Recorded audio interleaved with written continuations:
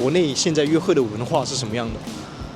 我是做夜场的，更多走向是听家里面相亲安排吧。就是大家都是小马加个微信，然后就聊，快速认识、快速见面，不合适大家做朋友，或者是大家相互删除。平时你认识异性有什么样的方式？现在基本上就是朋友的朋友了，就这样子，或者可能就某音某书，可能刷到就私信一下，然后干嘛干嘛。有效果吗？这样做？长得帅的有效果，像我这种就没效果。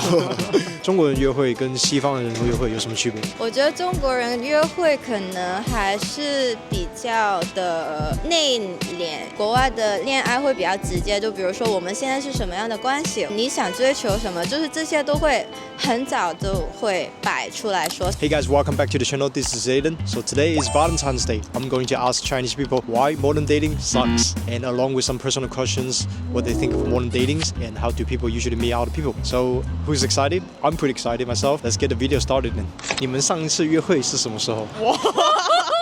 应该几年前了吧？上一次约会时间1个月前，就刚刚啊。上一次约会是上周。上一次约会嘛，想想24年的几月份啊？为什么会这么久时间都没有约会？会有一些很开心的。对，没有接触到那些新的一些交际圈，然后也没有认识到一些新的人，就想着就忙事业嘛。我基本上我身边很多朋友基本上没有结婚的打算，就是自己养自己。你们是怎么认识的？抖音，男人喜欢看美女，美女喜欢看帅哥。在上海 club 认识的，学校里面是打游戏认识的啊，对，然后从网恋，然后呢再奔现，然后再住在一起。如果是平时想认识异性的话，有什么样的办法？其实我不会在线下去专门认识女生，可能以前年轻的时候，我会在酒吧就有人搭讪，然后我们喝的差不多就玩游戏真心话大冒险，我们去搭讪别的女生。但现在更多是追求一个舒适度，我比较喜欢去 cocktail bar、whisky bar，当时有坐在吧台的女生，然后刚好聊到酒文化，聊到咖啡文化这些文化我有共鸣的时候，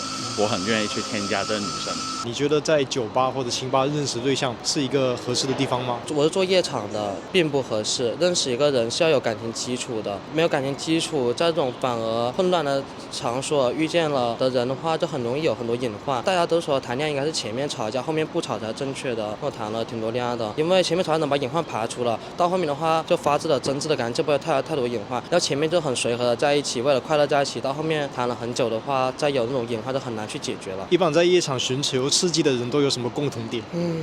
这个很难说，大家都觉得为了消遣，或者为了说去展示自己有多少个人喜欢他。女生穿的比较就露骨一点，然后就得到一些人喜欢。男生的话就是比较随性的说今天和谁，这种感情上莫名的羞耻虚荣心吧。平时你认识异性有什么样的方式？前段时间去酒吧，就前2年去的多吧。现在基本上就是朋友的朋友了，就这样子互相就一起，或者可能就某音某书，然后这些可能刷到就私信一下，然后干嘛干嘛。有效果吗？这样做？长得帅的有效果，像我这种就没效果。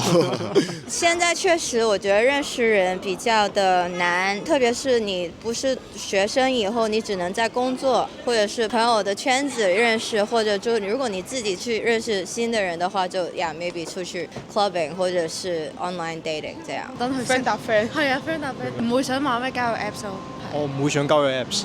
就是多出去社交，就如果是學生的話，也可以多參加學校裡面有很多，比如說社團活動那些之類的。哎，我對這個倒是沒有哎，因為我感覺到處都可以認識到，但是就得看人家性格怎麼樣，還得就是仔細的了解一下嘛。你覺得線下認識異性跟線上認識異性最大的區別在哪裡？線下遇到了之後會更加的話自然，線上再見面的話會有一種其實就是小型相親感覺。但是現在我長胖了，5年沒健身了，所以說我覺得現在已經吸引不到女生了。即係我覺得係要大家互相識先會可以一齊，或者起碼大家知道大家嘅底係點咯。如果你話要完全識一個新人，會係真係有啲恐懼咯，純粹係一個撲街都唔定噶嘛，真係唔知噶。但係如果你同一啲 friend 裏邊，即係你自己嘅圈子裏邊，根本係冇可能發生嘅。即係如果你話去出邊，又會驚咯。就係咁咯，好矛盾。有很大的區別。我是一個一定要見就是真人的，就是我覺得那個感覺會不一樣。就算我也經常 online dating，但是我一定會約見面。就是你一看就是真實的人，那個氣場啊什麼的都會跟你在網上可能微信聊天的感覺不一樣。覺得微信聊天你可以 fake。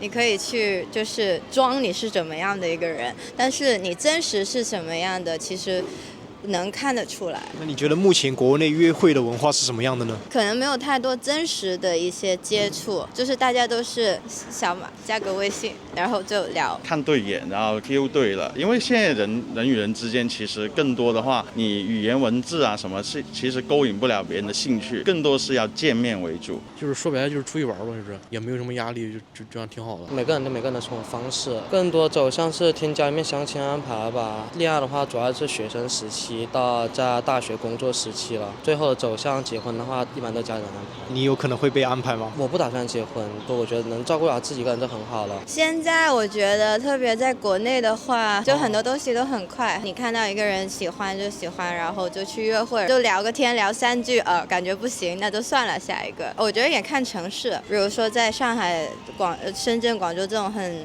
快节奏的城市的话，就会有这样的现象。可能在珠海或者澳门会好一些。很多人说现代约会文化是非常快节奏的，你本人看，你觉得这是利还是弊呢？其实有利有弊，快速认识、快速见面，不合适大家做朋友，或者是大家相互删除，聊天聊到凌晨3点，不如见面拥抱3秒。我觉得很看你想要追求什么。就如果你只是追求就是你认识一个人，也不想太深度的一个交流，那无所谓。但如果你想要追求一个比较有意义的关系的话，然后你用这样那么快的一个心态去对待，肯定是不可能的。选择是肯定更多了，但是选择变多也变得不好选了，要有一定的经济基础，外加一些创意吧。就你不可能總說每次約會都去同一個地點啊，去幹同一些事情。因為而家其實認識一個人好快，你覺得呢個係好事咧定係壞事？我覺得唔好啊。咁你覺得幾長時間認識一個人到正式嘅確認這個戀愛關係係正常嘅時間？1到3個月。1到3個月咯，係基本咯。為什麼現在脫單這麼難？大家談戀愛的話都是為了提供情緒價值的，就很多都是為了可能為了名利和金錢去追求的一段戀愛的話，大多數都是不幸福的。而且現在都快餐式的戀愛，以前呢可能老一輩都覺得親個嘴的話肯定要處對象，然後肯定要確定終身的，但現在的話親個嘴在夜場只是一個消遣的遊戲而已。所以說現在感情並沒有那麼的真摯，反而挺廉價的。但是遇到對的人的話，應該說用自己的真心去換真心，才能延長。個人覺得就可能不像是我們父母那個年代，就90、80年代那時候，就是可能手機啊這種互聯網沒那麼發達吧。就現在可能因為互聯網的原因，大家的一些眼界吧，或者是接觸到的東西更多了。因為在抖音上面能經常看到一些，就這個男朋友給他女朋友準備了些什麼什麼禮物，然後就可能會這樣互相攀比。我覺得女生也不想結婚嘛，因為柴米油鹽，我覺得男生也不想，女生肯定更不想。應該是因為大家都不想重新認識一個人吧。經歷了一些什麼？我沒經歷什麼，但是我不想重新認識。我害怕他是壞人之類的。可能大家都唔想離開屋企啩。想離開屋企？係啊。哦，係喎。我哋幾個係咯。唔係都可以咁講，但係冇呢個必要咯。其實結唔結婚都係一張紙之差啫，即係你可以同你即係揾到心愛嘅人都可以一齊，可以好長遠好長遠，但係都唔一定需要結婚嘅地步咯。可以係咁做。唔係，可能而家啲人係唔想俾婚姻束縛住自己咯。而家啲人都係貪玩噶嘛。可能還是因為錢這個方面和性格這些方面吧，因為有些人他就是三觀他不一樣，男孩子就是會注重就是你花錢，然後又給你 AA 又給你還回來啊，這些那些的，然後可能就是一些女孩子就對於談戀愛這個方面就不太想，還是覺得自己一個人比較好。就是女生普遍不能接受男生要求 AA 的行為。也不是，我覺得 AA 就很正常，就是說有的時候怕你給的太多了，然後你又得想還回去，然後這樣來來回回，他就會比較麻煩，就是自己的錢就是自己的嘛。覺得拍拖很麻煩，就是這樣。嗯，對。很多現實中，其實一般的女生，她發一發美顏，發一發照片上去，一堆男的話，或者是舔狗在那下面舔，她就找不到一個她真的能勾起她興趣靈魂的男生。然後接着的話，男生的話發上去，其實更多的話，其實沒有任何流量。現在的流量更偏向女性。可以問一下你年齡嗎？我年齡啊，你覺得我像多大的？29、28，非常正確。我19。我18。20歲。我是00後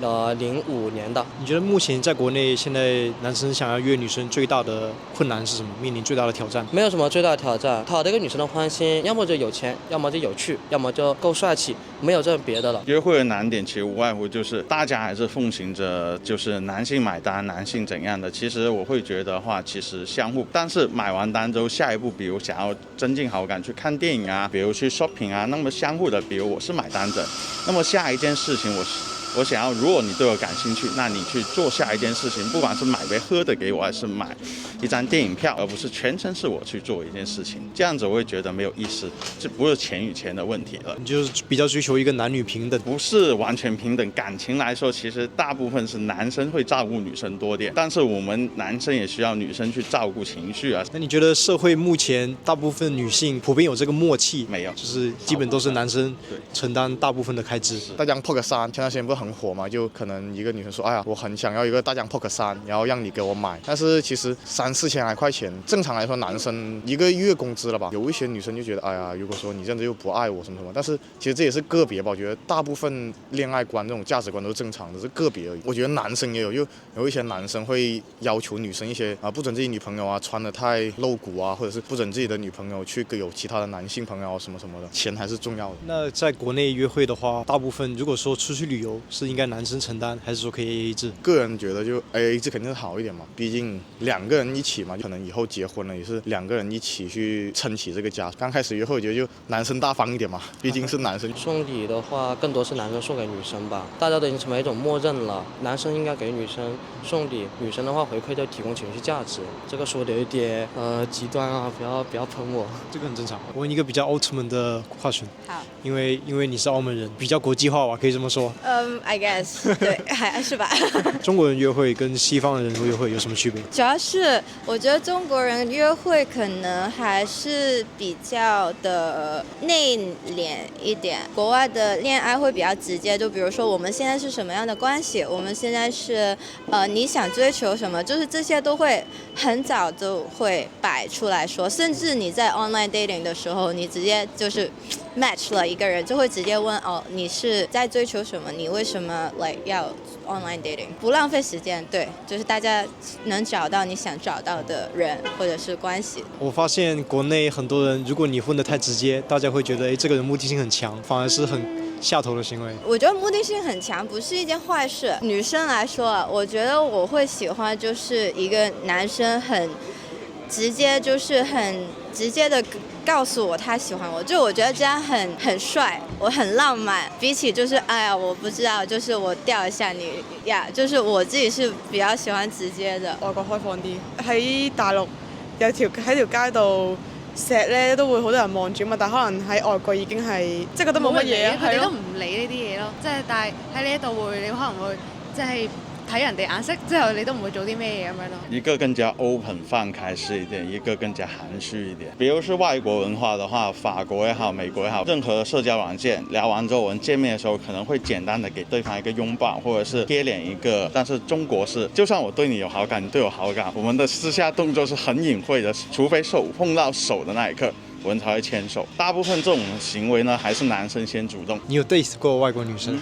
沒有。你這個想法是從哪裡得知的呢？沒吃過豬肉，見過豬泡吧，是不是？你覺得中方的約會文化跟西方有什麼區別？具體怎麼說我也說不上來，就感覺會怪怪的。因為美劇那些就電影啊，看就會感覺美劇那些就會更加開放，就更玩得開一點嘛。就可能中國這邊就是比較靦腆。因為畢竟都是談戀愛，我覺得娛樂方式也就那幾種，我感覺其實應該大差不差。對，而就是我覺得他們那邊好像是比我們要這邊更開放一點。在一起多久了？2個多月了。因為今天是情人節，我目前採訪大多數人都是單身。如果想給單身的大家一個建議，你們會給什麼建議嗎？不要輕易的談戀愛，要談的話就談一個自己真正喜歡的。就是你真誠的對待對方，人家真誠地對待你嘛，就不要有那麼多的心眼子。怎麼樣才能理解一個女生的想法？你只要太注重一些細節，你就可以了，你就不要太就是粗枝大葉就好了。Alright, thank you guys for watching. What do you guys think? I think modern dating is difficult. It's like the person you're interested might not interested in you back, and also the person interested in you, you're not interested.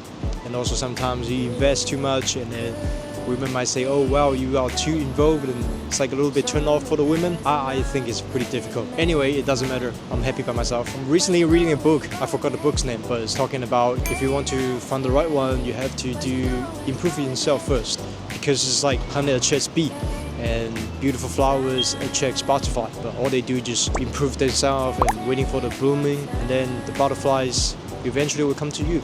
And interesting enough, I actually bumped into a few lesbian ladies. I interviewed them what's it like living in China as a LGBTQ.